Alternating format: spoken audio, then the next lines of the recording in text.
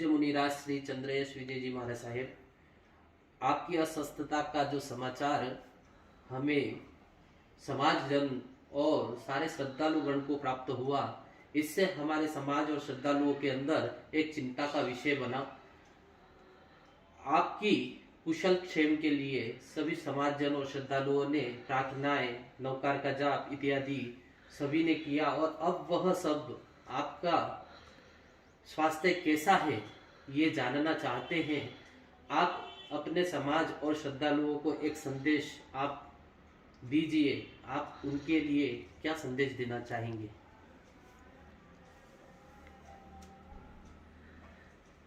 जी हाँ, जहाँ तक अस्वस्थता की बात है तो मेरा ऐसा मानना है कि अस्वस्थता जीवन का और इस शरीर का एक हिस्सा है और वही अस्वस्थता का अनुभव, उस विकट समय का अनुभव हमने किया, आप सब ने किया। पर मैं ऐसा मानता हूँ कि ये रोग अनादिकाल से हमारी आत्मा के साथ में लगे हुए जन्म, जरा और मृत्यु के महाभयंकर रोगों के सामने इस रोग की कोई रैंकिंग ही नहीं होती है।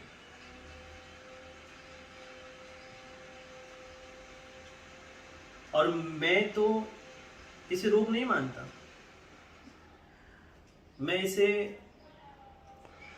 रोग की अपेक्षा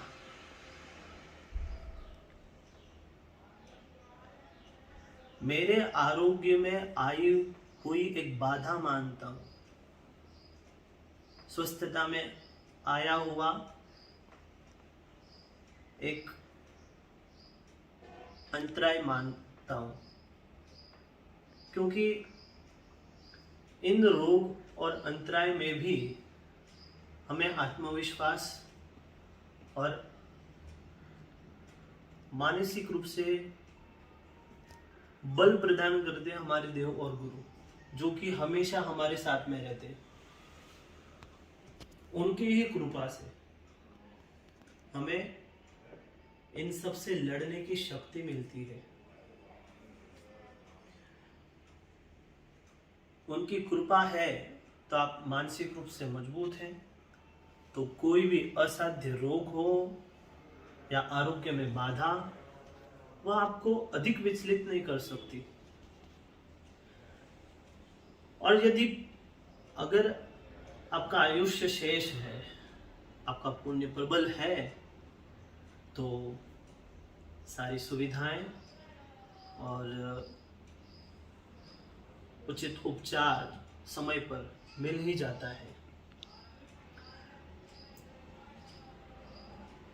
हुआ थोड़ा ऐसा विकट समय दाहोद के नज़दीक, जहाँ पर बेचैनी और दर्द महसूस हुआ, वहाँ से दाहोद हॉस्पिटल में, जहाँ पर डॉक्टर के माध्यम से ये जानने को मिला कि आपको इस तरह का रोग हुआ है और आपको तुरंत इसका उपचार शीघ्रातिशीघ्र लेना चाहिए। उपचार हुआ, समय पर हुआ और एक स्टेंट, एक नली, श्वास नली में प्रत्यारोपित किया गया, जिससे कि अब ऐसा लगता है कि हम पहले जैसा ही महसूस कर रहे हैं। अब मुझे ऐसा लगता है कि पहले से हम ज़्यादा मजबूत बन गए, क्योंकि जो कचरा था वो सब तो निकाल दिया गया है। ये अपने लिए नहीं है, ऐसा लगता है कि आप सबकी प्रार्थना, आपकी शुभकामना के बल ने हमें मजबूत किया, शारीरिक रूप से और मानसिक रूप से। देव गुरु की परम कृपा, उनका आशीर्वाद है तभी आज हम आपके सामने हैं, क्योंकि एक कमरे के अंदर रखी हुई रोटी को प्राप्त करने के लिए श्वान कुत्ता बाहर से आता है और प्राप्त करने की चेष्टा करता है। परंतु आपको पता होगा कि यदि घर का मालिक डंडा लेकर के खड़ा हुआ है तो श्वान कुत्ते की इतनी हिम्मत नहीं हो सकती कि वह रोटी को लेकर के चला जाए। बस इसी तरह हमारी जीवन रूपी रोटी को लेने की चेष्टा शायद काल ने की थी, स्वास्थ्य रूपी रोटी को लेने की चेष्टा शायद काल रूपी श्वान ने की थी, परंतु जब देव गुरु की कृपा रूप लाठी सामने है तो किसी की हिम्मत नहीं है कि वह लेकर के चला जाए। देव गुरु की परम कृपा से सब ठीक है। साथ में ही ये कहें कि गुरुदेव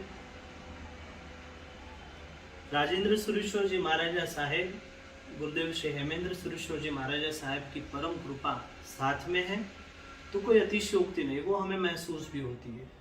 और इस विकट समय में परम पूज्य वर्तमान आचार्य भगवान श्री ऋषभ चंद्र सुरेश्वर जी महाराजा साहेब ने जो व्यवस्थाओं को संचालित किया वह वास्तव में अनुमोदनीय है।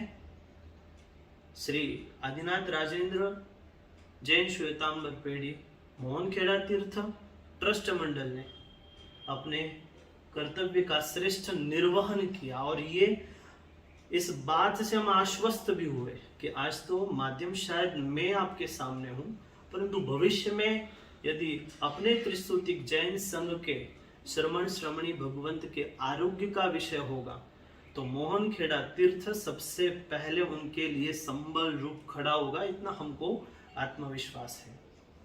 इस विकट समय में दाहोद सीमंदर स्वामी जैन ट्रस्ट के ट्रस्टीगणों, साथ में इंदौर के श्री संघ के सदस्यों का भी सहयोग हमारे लिए अनुकरणीय रहा। उन्होंने भी अपनी सेवाएं दी। साथ में आप सब भाग्यशालियों ने जो शुभकामनाएं, जो प्रार्थनाएं की, उनके लिए बहुत बहुत आभार है। फिलहाल इंदौर में डॉक्टर के ऑब्जर्वेशन में एक सप्ताह का समय रहने को कहा गया है। तत्पश्चात मोहनखेड़ा तीर्थ दादा गुरु आदिनाथ परमात्मा दादा गुरुदेव राजेंद्र सुरेश्वर जी महाराज साहब एवं गुरुदेव श्री के समाधि मंदिर का दर्शन करने का भाव रहेगा। आप सब अभी फिलहाल मिलने आने की चेष्टा ना करें, कोविड का समय है, घर में सुरक्षित रहें, स्वस्थ रहें। जब भी अनुकूल समय होगा भाव आगे रखें।